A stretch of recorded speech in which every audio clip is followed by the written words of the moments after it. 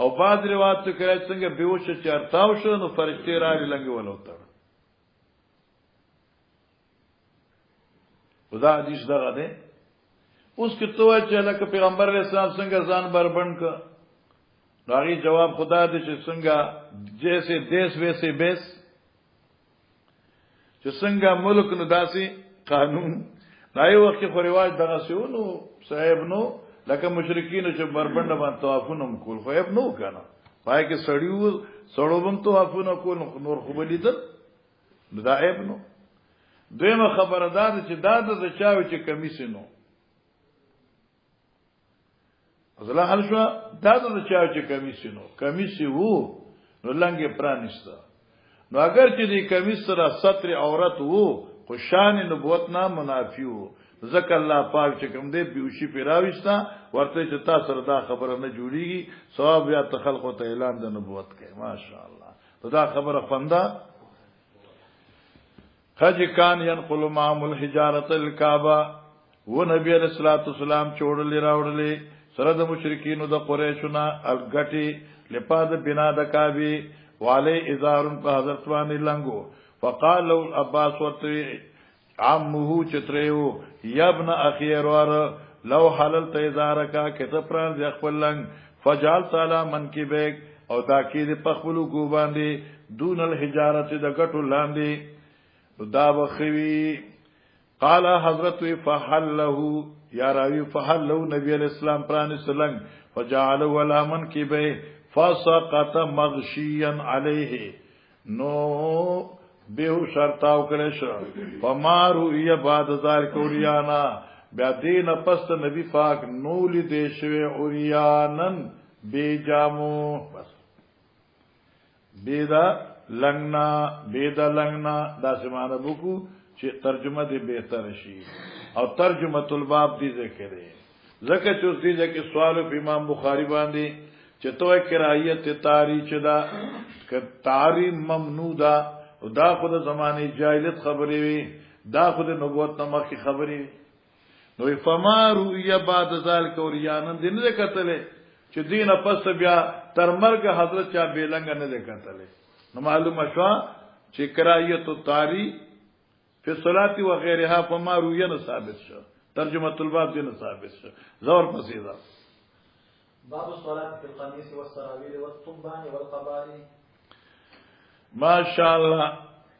الصلاة في القميص ګوره علماء کرام د دې باب مقاصد عظیم دي یو مقصد دا شو چې په وخت ضرورت صرف چې دا عورت ته پټوي نو موږ کیږي دا یو مقصد شو لیکن دا مقصد موږ مخکې ویل دي لہذا د دې مقصد موږ اعاده نکو امام بخاری دې ځکه دا خي چې الکه جواز نمازه په قمیص کې په سراویل کې چې فقط قمیص ته فقط سراویل دی یا دواړه نشته او توبان دی جنگي دی او یا دریوا نشته القبا کوټ دی قبا یا قبا کوټ او توبان جنگي پیجنې استاشی لیکل دی لند پرتګ او تاسو په انګلیش کې ورته انډروایر ورته وای خو شو کنه انو الکه کې چره دغه سی وی او تا تړلې ځان پکې رموز کې نو کیږي یو قمیص کې مز جایز دی یو سراویل کوم جایز دی نشته توبان کوم جایز دی قبا کوم جایز دی بس جی وبه قال حدثنا سليمان بن حرب قال حدثنا حماد بن زيد عن ايوب عن محمد عن ابي هريره قال قام رجل الى النبي صلى الله عليه واله وسلم فساله عن الصلاه في صوب واحد فقال تپوس قام رجل فازي نبی علیہ السلام تفصالوا عن الصلاه في الصوب الواحد تپوس کو د موږ کول نه په یو جامه کې فقال او فرمایل او كلكم يجد صوبين سبحان الله بيجي په یو کمیس کې موږ روان دي حضرت خاد تاسو د ټولو دو جامې دي معنا پوښمنه یدا سي زمانہ و چې دو جامې دي چاوي وین یک بس جایز دي کنه ثم سال رجل عمر بیا یو سره راغی عمر صاحب نے تپوسو کہ فقال عمر صاحب اذا وسع الله فاوسعوا. بس دیکھ جملہ خلاص شو. ها معنی دا د عمر صاحب رضی الله تعالی عنہ چلکه په یو جامه کې مجایز دی، یو جامه کې مجایز دی. ها اذا وسع الله هر کله الله پاک وسعت فی سیا پیدا ک او جامې زیات کړي بیا فاوسعوا سمانا بیا تاسو وسعتو کې په اغوستو د جامو کې چې الله تعالی پیسې درکو جامې زیات شوي بیا کمیس وی پرتګوي لاندې بنن بر بنن واسکټ ټوپه صادر بیا چې سم ملایي کی ځان چا پی رکوا تا ته چا رکاوټ درکړي. بس جمع رجل علیه ثيابه اگر چې دا جمع صيغه د فعل ماضی ده لیکن مراد تن امر ده لیجمع رجل علیه ثيابه. نو کله چې جامې زیات شوي نو پکار چې جمع کې یو سره په ځان باندې خپل جامې بیا دې ځان باندې جامې جمع کی کنه چې څومره وی اغوستي. صلی رجل فی ازار و رداء. بس اوس ګور علماء کرام اوس تفصیل کوي. ښا امام عمر رضی الله عنه فرمایي او ته اشاره د دې طرف ته چې توسیع وسعت راغې نو بیا وسکه عثمانو توسیع راغې نو بیا دو جامې دي دو جامې دي په دې باندې بیا رسول بل باب راوړي کې چې سره د وسعت نه بیا کې یو سره په یو جامه مسکین بیا هم کې نه کیږي نو بیا هم کیږي اوس بیا بل باب راوړي. عاد عمر سے دې قول تفصیل دی. صلی رجل فی ازار و رداء دا اوچته جامه شو معنا مزدیو کی یو سره په یو لنګ کې او په یو صادر کې لکه د احرام غټ صادر دي او غټ صادر د لنګ کړ دي. بس بیا معنا فی ازار و قمیص یو ازار بالقمیص دو شو. بیا وی صلی فی ازار و قباء یا وقباء او مزدیو کی او سره په کوټو په لنګ کې. بیا وی صلی فی سراویل و رداء پرتګو صادر. بیا وی صلی فی سراویل و قمیص لکزم قمیص پرتګ. بیا وی صلی فی سراویل و قباء. بیا وی صلی فی طبان و قباء فی طبان و قمیص. دا ګډ وړي در تراور کنه قمیص پرتګ قمیص صادر دواړه صادرې او پوجکنا قمیصو قبا شو الکا قمیصو طبان شو قمیصو قبا طبان شو. قال ابو ری واحسب قال في طبان ورداء چې اندرویر دی اغوستي او ځان دې بر صادره چولی وی نماز کی شابکنا. قال حدثنا عاصم بن علي قال حدثنا ابن ابي ذئب عن الزهري عن سالم عن ابن عمر قال سأل رجل رسول الله صلى الله عليه وسلم فقال ما يلبس المحرم فقال لا يلبس القميص ولا سراويل ولا البرنس ولا ثوبا مسه الزعفران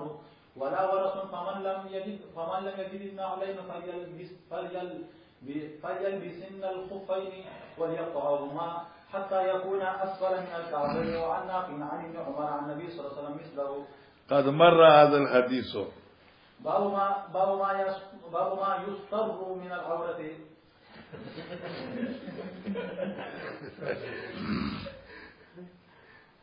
تدلته یې نه بل دی او بل څه د خیر سره سره باب ما يستر من العوره. باب دې په بیان د ذکر دغه لباس چې باغی سره عورت پټیږي.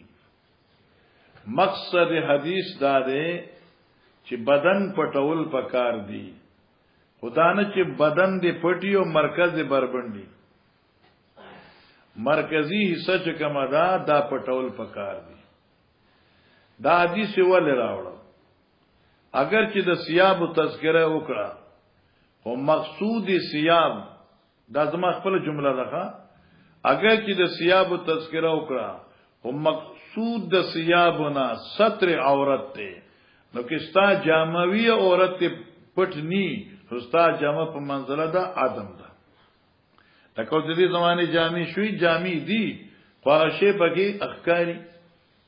نو په دې لحاظ سره دا غو پرده نشو کنه نو په دې نسبت باندې امام بخاری علیه الرحمت هغه دو لباس راوړل یو د اشتمال الصما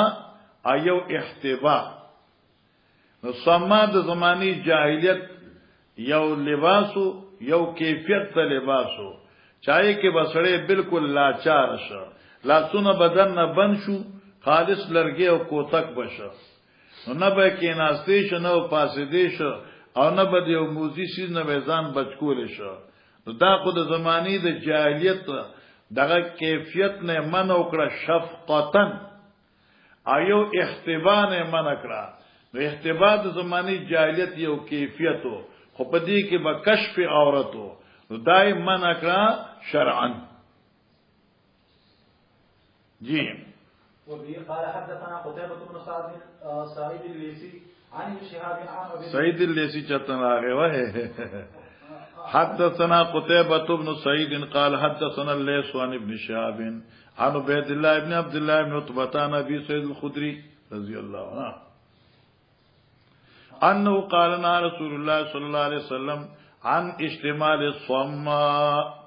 وان يختبي الرجل في صوب واحد ليس على فرجه منه شيء الله الله ګور علماء کرام صلحاء اعظم یوم مسأله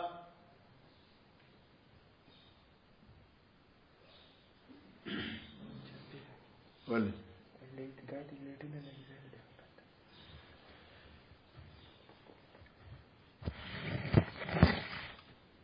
خجی علماء کرام یو مسئله عن اشتمال الصماء دغه صادرنا چې دغه کیفیت د صم دی صمون بکمون چې نه اوري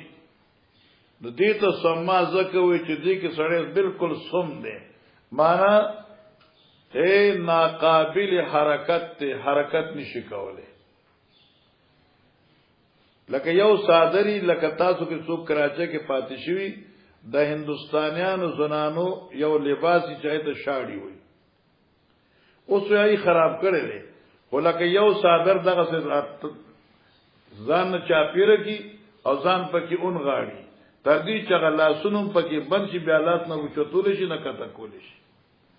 دته استعمال الصما وي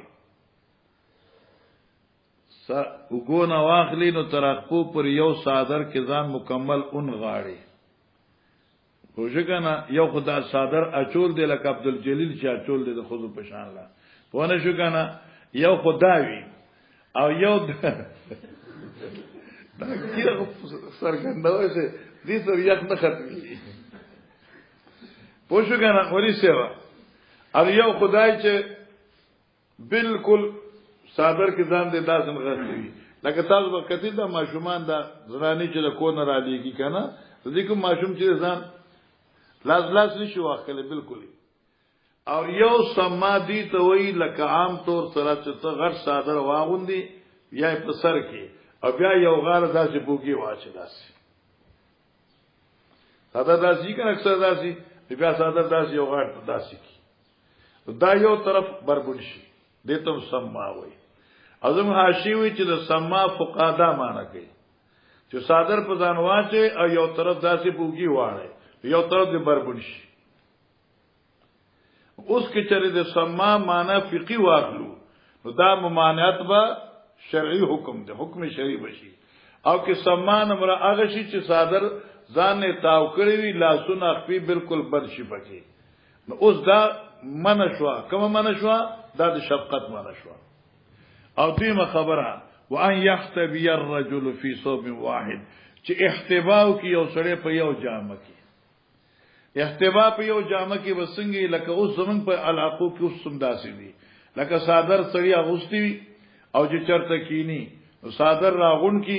نغه دا کوناټو لاندې کیږي ال پاس بدغه سي کینی نو دیرانو صادر او مخامخ غاړه بربند شي ٹھیک شو کنه او دیتم احتبا دغه سوی احتبا وي تی شو کنه زه